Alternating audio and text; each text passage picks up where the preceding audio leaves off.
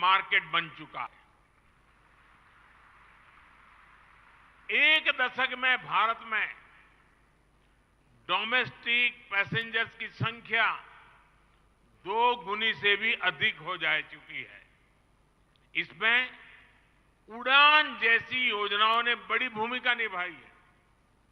अब अगले कुछ वर्षों में डोमेस्टिक पैसेंजर्स की ये संख्या और भी बढ़ने जा रही है। इतनी बड़ी डिमांड को देखते हुए ही हमारी एयरलाइंस ने सैकड़ों नए एयरक्राफ्ट का ऑर्डर दिया है। यानी भारत दुनिया के एविएशन मार्केट को एक नई ऊर्जा देने जा रहा है। फ्रेंड्स, आज हम सभी भारत के एविएशन सेक्टर को लेकर इतने उत्साह से भरे हैं, लेकिन 10 साल में ऐसा क्या हुआ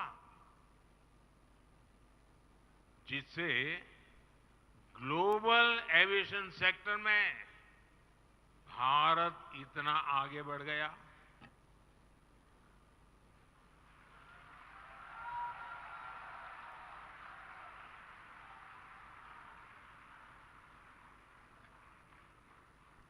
ये इसलिए हुआ क्योंकि आज भारत अपने नागरिकों की एस्पिरेशंस और ईज ऑफ लिविंग को सर्वोपरि रखते हुए काम करता है। एक समय था जब पुअर एयर कनेक्टिविटी हमारे यहां बहुत बड़ा चैलेंज थी।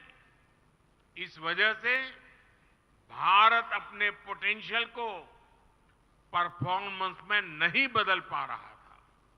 इसलिए हमने कनेक्टिविटी इंफ्रास्ट्रक्चर में इन्वेस्टमेंट को अपनी प्राथमिकता बनाया।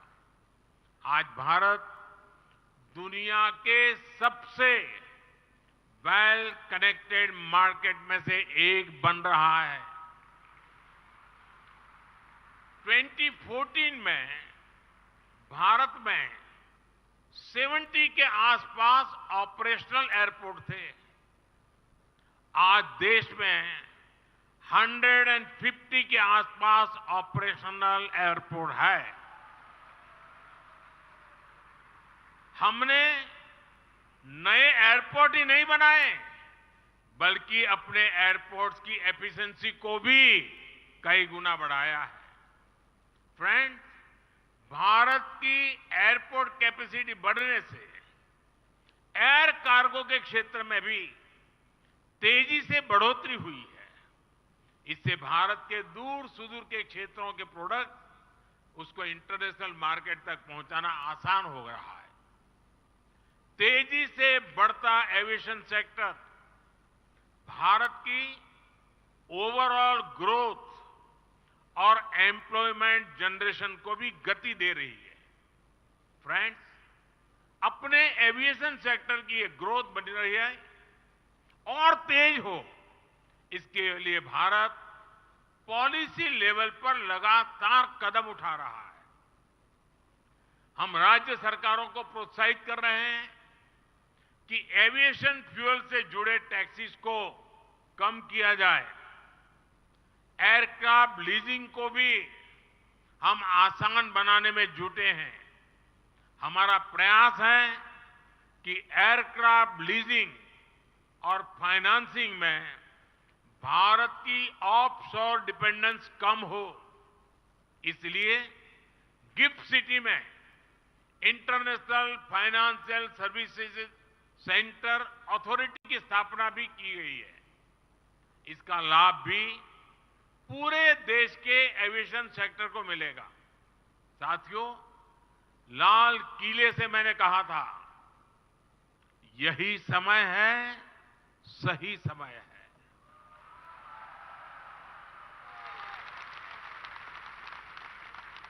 बोइंग और दूसरी इंटरनेशनल कंपनियों के लिए भी ये सही समय है। ये उनके लिए भारत की तेज ग्रोथ के साथ अपनी ग्रोथ को जोड़ने का समय है। आने वाले 25 साल में विकसित भारत का निर्माण अब 140 करोड़ भारतीयों का संकल्प बन चुका है।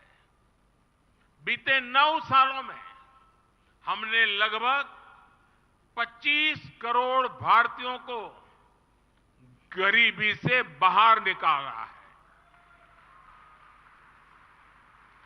ये करोड़ों भारतीय अब एक नियो मिडिल क्लास का निर्माण कर रहे हैं।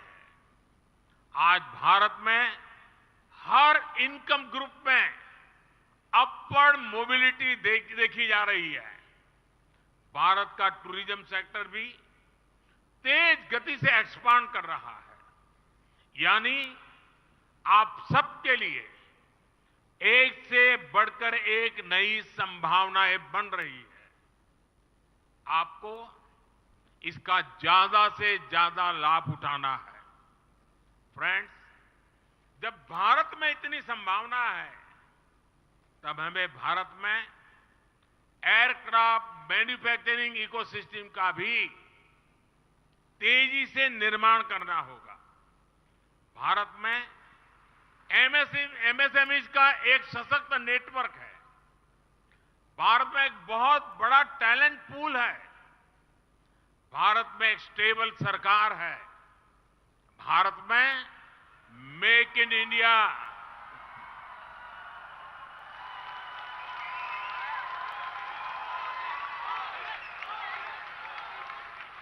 मुख्यमंत्री जी, ऐसा होता रहता है।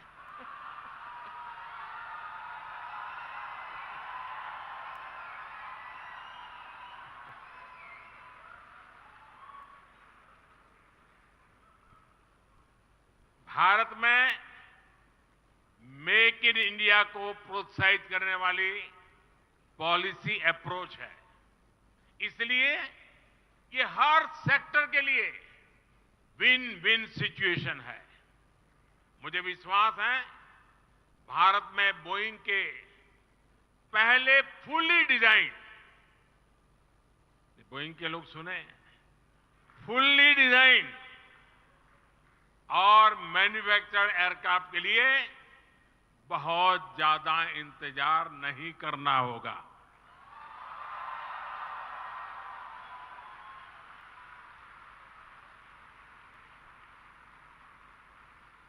मुझे विश्वास है कि भारत की एस्पिरेशंस और आपकी एक्सपेंशन ये एक मजबूत पार्टनरशिप के रूप में उभरेगी। आप सभी को इस नई फैसिलिटी के लिए फिर से शुभकामनाएं और विशेष रूप से दिव्यांगजनों को लेकर के आपने जो काम किया है, और सिर्फ मुझे जिनसे मेरा मिलना हुआ और जिस प्रकार से मेरे से बात हो रही थी, मुझे सिर्फ एक व्यवस्था मात्र नहीं दिख रही थी, मुझे उसमें एक इमोशनल टच फील होता था।